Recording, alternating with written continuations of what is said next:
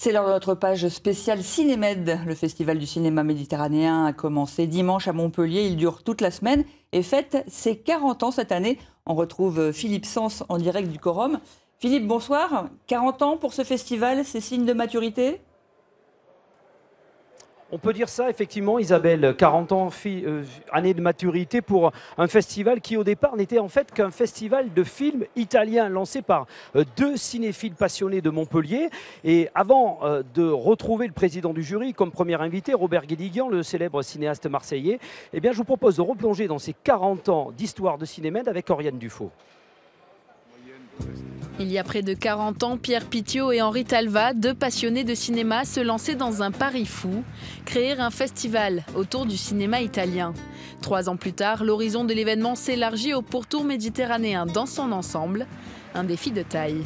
Le public est habitué à deux sortes de cinéma, le cinéma français et le cinéma américain, avec leurs différences, mais des caractéristiques fortes pour les deux. Et tout d'un coup, il se trouvait devant un cinéma qui était d'une certaine manière un cinéma où l'oralité était beaucoup plus développée, où les thèmes différaient même. Au film. Soutenu par l'exubérant Georges Frêche, ancien maire de Montpellier, le festival prend de l'ampleur. En 88, les spectateurs acclament Giulietta Massina. L'actrice italienne, épouse du grand metteur en scène Federico Fellini, reçoit un Antigone d'or. Vous êtes tellement gentil ici en France que c'était toujours un plaisir de parler avec vous.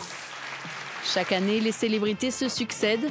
En 89, le cinéaste serbe Emir Kusturica, présent dès les premières éditions, revient pour son film Le Temps des Gitans.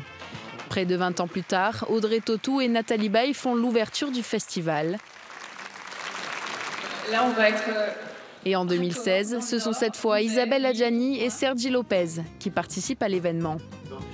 Le Cinémed, c'est 40 ans de découverte, de passion du cinéma, mais aussi de tolérance et de partage autour de la culture méditerranéenne. Un défi relevé bien au-delà des espérances de ses créateurs. En 40 ans, le festival est passé de 1500 spectateurs à plus de 65 000 par édition. Bonsoir Robert Guédiguian, réalisateur, je le disais. Bonsoir Robert Guédiguian, réalisateur, président du jury Antigone d'or cette année qui récompense les longs métrages. Oui. On vient d'entendre qu'on parle beaucoup de tolérance dans le cinéma méditerranéen. Est-ce qu'il y a une couleur de cinéma méditerranéen ou pas? Oui, cette couleur en fait c'est l'échange. C'est l'échange entre les deux rives, on va dire. Ou entre les 3 rives, on pourrait dire. Parce qu'effectivement il y a aussi bien sûr le Moyen-Orient, il y a toute l'Afrique, et il y a quasiment le nord de la Méditerranée, c'est le sud quand même de la France du coup, ou le sud de l'Espagne ou le sud de l'Italie. Donc il y a quand même des échanges, c'est une zone d'échange, c'est un berceau civilisationnel. Que l'on retrouve dans les dialogues, dans les histoires. Que l'on retrouve dans les dialogues, dans la tragédie, la comédie, c'est l'invention de la tragédie. La Grèce évidemment invente la tragédie, la comédie, le théâtre, la représentation. C'est aussi un monde où, comme il fait chaud, au commencement était le climat, on peut toujours dire ça, hein, je veux dire, au commencement de tout était le climat. Comme il fait chaud, les choses se passent dans la rue. Donc dans la rue, il y a évidemment du coup du théâtre, de la communication, de la place publique, de la démocratie, de la représentation. C'est pas un hasard. Et ça se retrouve dans tous les films. Alors on l'a vu, il a joué un rôle important ce festival lorsque vous faisiez vos premiers pas de cinéaste. Qu'est-ce qui vous a apporté? Oui. Je suis même venu ici alors que c'était pas à la préfiguration du festival. C'était même pas encore le festival, ça s'appelait les rencontres. C'était organisé par évidemment Pitiot et Talva, les anciens des ciné-clubs, hein, je veux dire, voilà. Et je suis venu déjà en 82, moi, avec mon premier film. Qu'est-ce qui vous a apporté ce festival? Une réflexion déjà, et puis un lancement. Vous savez, quand on commence, on cherche des appuis. Et des appuis qui sont des diffuseurs après, des passeurs. Les gens qui travaillent dans des festivals, ce sont des passeurs. Donc ils reçoivent des gens pas connus, je n'étais pas connu du tout à ce moment-là, et ils en parlent, ils le montrent du public, le public lui-même en parle, etc.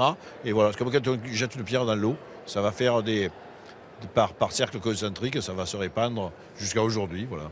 Alors on a vu dans un reportage Daniel de Barros, hier soir notamment dans ce journal, que vous travaillez avec une famille, une tribu. Oui. Qu'est-ce que ça vous apporte, vous, de travailler avec cette famille de comédiens? Vous savez, c'est comme une troupe en fait, de théâtre, c'est-à-dire une troupe riche, hein, une troupe de théâtre et une troupe de techniciens aussi, bien sûr, d'acteurs et de techniciens, avec lesquels on peut, je crois, tout faire. En fait. On peut jouer des tragédies, des comédies, des farces, des contes, enfin, on peut tout faire. On peut tout raconter, donc exprimer le monde à travers ces différentes formes et sans aucun, j'allais dire, entre nous, en faisant tous les essais possibles et imaginables, parce qu'on n'a pas de rapport de pouvoir entre nous, pas de psychologie, pas de rapport de force, d'amis pour certains depuis 40 ans. Merci Robert Guédiguian. Le prochain film, il s'appellera Sic Transit Gloria Mundi. Voilà. On n'en dit pas plus, ça sera une chronique noire sociale. Tout à fait. Merci d'avoir été notre invité. Alors cette année, parmi les pays qui sont présents en force dans ce Cinémed, il y a le Liban. 7 films en compétition, 15 projetés autour de la thématique des jeunes réalisateurs libanais, avec une génération qui est sortie de la guerre du Liban et qui a beaucoup de mal à boucler ses budgets. D'où l'importance de festivals occidentaux comme Cinémed. C'est le cas du réalisateur Mounia Akele qu'ont rencontré ce matin Jean-Michel Escafre et Nicolas Chataille.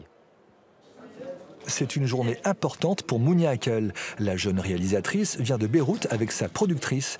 Elle vient défendre son premier long métrage devant le jury de la bourse d'aide au développement. En tout, il n'y a pas moins de 4 candidats libanais en lice. Dans leur pays, ils incarnent un nouveau regard sur le cinéma. La génération d'au-dessus parlait du Liban de la guerre, et nous, on parle d'un autre Liban, celui de la génération post-guerre, en fait. Donc, il y a une génération qui a beaucoup de choses à raconter et des choses nouvelles. Et il y a beaucoup de choses au Liban dont on a envie de parler pour pouvoir essayer de créer un changement, en fait. En 2016, Mounia Akele avait surpris le festival montpelliérain avec ce court-métrage, Submarine. Aujourd'hui, elle voit grand avec un film d'anticipation. Mais voir grand, c'est aussi obtenir des aides. Une mission plutôt difficile au Liban. Alors des festivals comme Cinémed, ça tombe bien. Il existe peu d'aide au développement au film libanais, d'aide à l'écriture, et c'est des aides qui vraiment permettent de lancer le travail sur un film.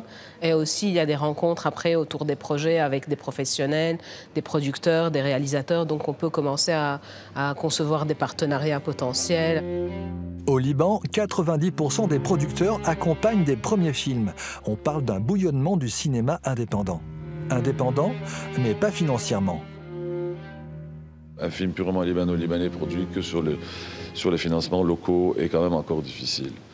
Et donc je pense que la maturité du marché libanais du cinéma existera quand on pourra compter sur nous-mêmes pour produire un film et qu'ensuite on ira à l'étranger pour compléter un financement. Or aujourd'hui, un financement sans financement européen ne peut pas exister réellement. Le nouveau cinéma libanais en 16 films, c'est au festival Cinémed jusqu'à samedi au Quorum de Montpellier. Alors ce festival, c'est aussi l'occasion de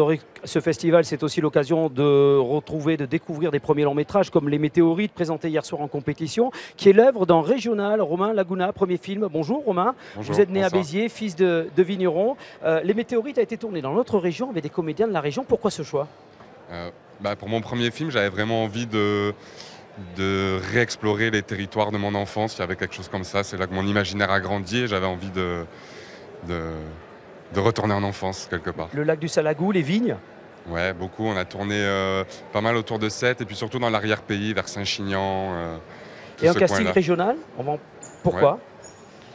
Ouais. Parce qu'à la fois j'avais envie de... Non, à la fois j'avais envie de filmer les décors et puis les décors c'est aussi les gens qui vivent sur ce territoire-là. Voilà, il y avait l'idée de palper le pouls de la région. L'histoire d'une fille qui se cherche, c'est ça? Oui, c'est l'histoire d'une jeune adolescente de 16 ans qui passe un été un peu ennuyeux. Elle a un petit boulot, elle a arrêté l'école et un soir en rentrant de chez elle, elle voit une météorite qui passe dans le ciel et qui s'écrase derrière la montagne. Et le lendemain, elle rencontre un garçon et elle se dit c'était un signe, c'est l'homme de ma vie. Et justement, on va l'entendre, l'héroïne Nina, 16 ans, dans cet extrait du film que je vous propose de découvrir.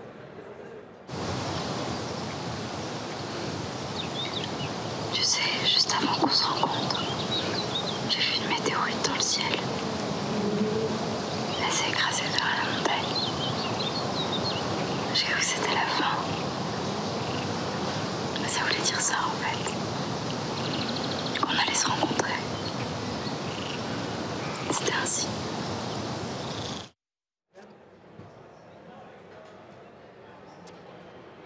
Bonsoir, Zéa Duprez. Bonsoir. L'héroïne, la Nina, que l'on vient de découvrir en train de parler à son amoureux. Premier rôle au cinéma, sans expérience aucune, c'est ça? Comment vous avez été découvert? Zéro.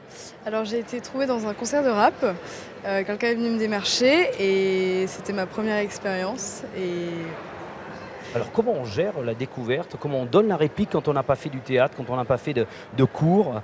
Comment on apprend à se mouvoir avec les caméras? Ça veut dire que on vous a beaucoup drivé? Alors, pas tant que ça. Romain avait fait des stages prémonitoires, c'est-à-dire qu'on avait passé quelques jours avec lui et quelques acteurs à répéter. Mais sinon, c'était vraiment de l'improvisation. J'étais vachement guidée par lui, j'ai appris à lui faire confiance et c'est comme ça qu'on est parti. On répétait la veille pour le lendemain. Et au bout d'un certain nombre de prises, j'arrivais à rendre ce qu'il voulait. Alors, vous jouez une jeune fille qui se cherche effectivement un petit peu. Vous y avez mis beaucoup de vous-même ou on y retrouve, ou c'est vraiment un rôle de composition? Alors j'ai mis beaucoup de moi-même je crois et j'avais justement du mal à faire la différence entre elle et moi parce que c'était vraiment, au début je voulais que ce soit vraiment moi qui prenne le dessus puis en fait j'ai appris que c'était mieux de se faire une couverture et c'était compliqué d'arriver à faire la différence entre elle et moi. Merci Isa Duprez, on vous souhaite longue carrière et puis donc héroïne de ce film Les Météorites de Romain Laguna, tourné ici dans la région. Alors pour en savoir plus sur ce festival Cinémed qui s'achève samedi soir avec la remise de l'Antigone Nord, eh bien un site c'est cinemed.tm.fr avec des projections tous les jours, des rencontres, des courts ou des longs métrages, des documentaires, des rétrospectives aussi comme celle derrière moi consacrée en exposition à Robert Guédiguian, mais aussi des films en rétrospective, de quoi vous rendre compte qu'il y a une très très belle vitalité du côté du cinéma méditerranéen. Voilà Isabelle.